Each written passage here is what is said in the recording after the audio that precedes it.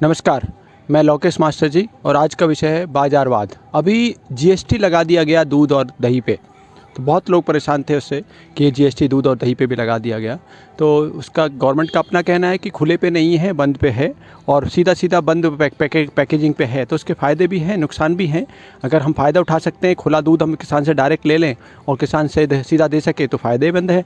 लेकिन वही अगर बाज़ार से घूम के आएगा, पैकेजिंग कैसे घूम के आएगा, तो देखो कोई भी सामान है, नॉट ओनली दूध ही नहीं, कुछ भी कोई सामान होगा, अगर वो बाज़ार से घूम के आएगा तो उसकी कॉस्ट बढ़ेगी। किसान से अगर वो 10 रुपये का चला है, किसान को 10 रुपये मिल रहा है, तो बाज़ार में वो कम से कम 25-30 रुपये में बिकने वाला है। पहले वो डबल होता था, अब तो ट्रिपल और 4 टाइम होने लगा है, क्योंकि उसमें उसकी लोडिंग, अपलोडिंग, ट्रांसपोर्ट और गोदाम का कॉस्ट और साथ जो बीच का मीडिएटर्स हैं और उसका जो शॉपकीपर जो शॉप पे सेल करता है उसको भी सारा इंफ्रास्ट्रक्चर उसमें इन्वॉल्व हो जाता है, तो उससे सबकी कॉस्ट उसमें ऐड हो जाती है।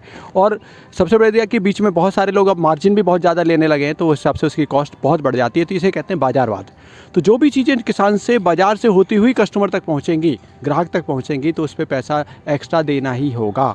तो इसका समाधान क्या है? क्योंकि उसी पैसे से सरकार में बैठे लोगों को, सत्ता में बैठे लोगों को डेवलपमेंट करने के लिए वो पैसा चाहिए, और डेवलपमेंट के नाम पे लूट करने के लिए भी वही पैसा चाहिए होता है। पैसा नहीं होगा तो कहाँ से डेवलपमेंट होगा और कहाँ से लूट होगी?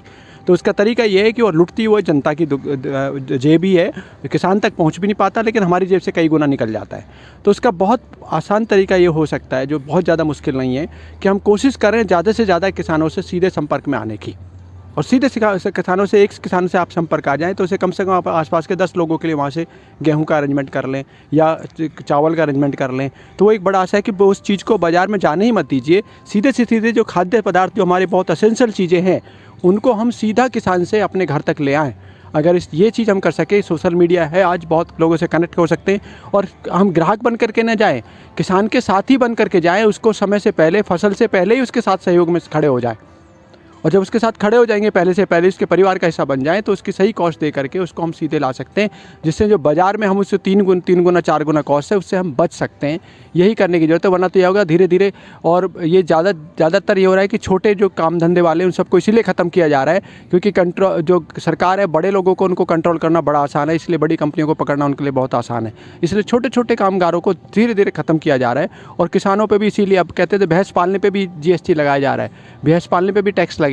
तो ऐसी चीज़ें आ रही है क्योंकि सत्ता में बैठे लोग अब जो है जनता को नहीं देख रहे हैं। वो इतने भूखे भेड़िए वहाँ पहुँच चुके हैं कि वो किसी भी तरह से बस नोचना चाहते हैं, जैसे नोचने को मिले नोचना चाहते हैं, वो तो बोल दीजिए।